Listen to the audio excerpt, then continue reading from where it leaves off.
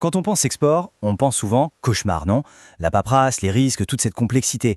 Et si tout ça, en fait, c'était une fausse idée? Et si, au lieu d'être un fardeau, la logistique était une arme secrète pour dominer la concurrence? C'est justement ce qu'on va explorer ensemble. Et cette idée, elle est parfaitement résumée par David Pierre. Il écrit: un bon responsable export ne devrait pas voir ces défis comme des obstacles, mais comme des opportunités d'offrir un niveau de service supérieur.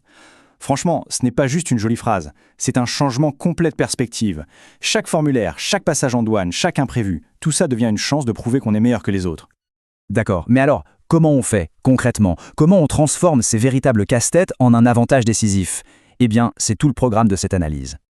Alors, c'est quoi cette fameuse arme secrète? Oubliez les gadgets ou les prix cassés. Non, non, le vrai pouvoir, en fait, c'est d'être obsédé par les détails logistiques. Pourquoi? Parce qu'à produit égal, c'est toujours celui qui inspire le plus confiance qui remporte le contrat. C'est aussi simple que ça.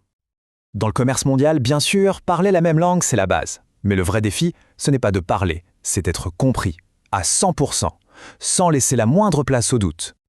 Et pour ça, il existe une technique redoutable, l'anglais international. Alors attention, ce n'est pas du tout une nouvelle langue à apprendre. C'est plutôt une méthode d'écriture quasi chirurgicale, qui est conçue pour éliminer toute ambiguïté possible, même pour une personne dont l'anglais n'est pas la langue maternelle.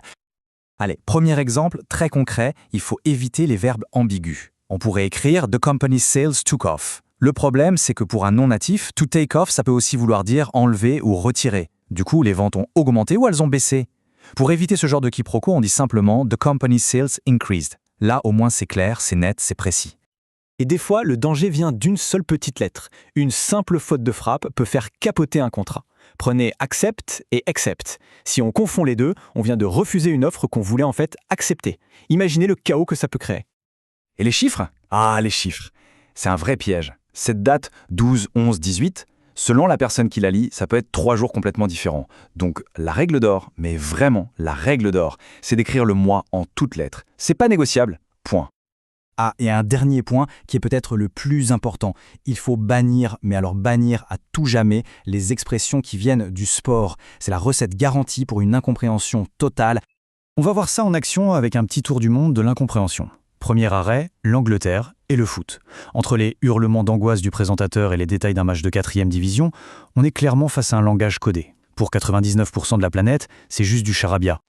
On change de pays, on change de sport. Mais le problème reste exactement le même.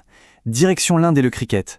Les chasseurs de selfies, le T20, la bande de 22 yards, c'est un autre univers avec des références tout aussi impénétrables pour le commun des mortels. Et pour finir, un petit tour par le football américain. Les mock drafts, un no-brainer. On voit bien que même au sein du monde anglophone, ces expressions sont de vraies barrières à la communication. Le message est donc limpide. La simplicité et la clarté sont nos meilleurs alliés. Bon, on a parlé des mots. Maintenant, passons à un autre champ de mine, les chiffres et les unités de mesure. C'est une source d'erreur monumentale pour les exportateurs qui ne sont pas préparés. Regardez bien ce chiffre. 4. Qu'est-ce qu'il peut bien vouloir dire? 4. C'est le nombre de définitions différentes du mot tonne dans le système de mesure anglais. Oui, 4. Une pour le poids, une autre pour le volume, et il y en a même une pour la climatisation. Franchement, si ça, ce n'est pas une invitation à l'erreur. Alors, dans le monde réel, pour un vrai envoi de marchandises, quel système gagne le match de l'efficacité? Allez, mettons-les face à face.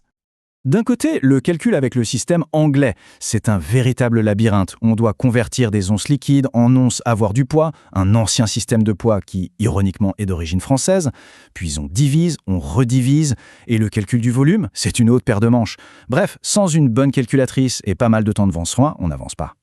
Et maintenant, regardez la différence avec le système métrique. Le poids, une simple multiplication. La conversion, on déplace une virgule. Le volume, pareil. C'est simple, c'est rapide, c'est presque élégant. Le verdict est sans appel. L'exportateur qui choisit le système métrique gagne du temps et, surtout, il élimine des risques d'erreur. Et au passage, il simplifie la vie de son client.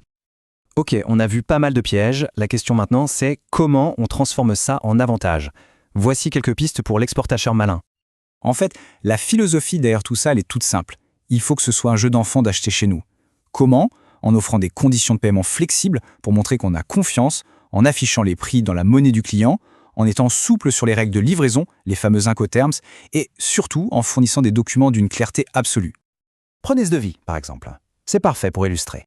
Au lieu d'imposer un seul prix, on propose un menu d'options. Le client veut gérer le transport lui-même? Pas de problème, c'est la première option. Il préfère que tout soit livré et dédouané directement chez lui? C'est la dernière option. Ici, on ne vend pas juste un produit, on vend une solution sur mesure. Et c'est ce genre de service qui fait toute la différence. Et on arrive à la fin, et là, il y a une chose vraiment essentielle à comprendre.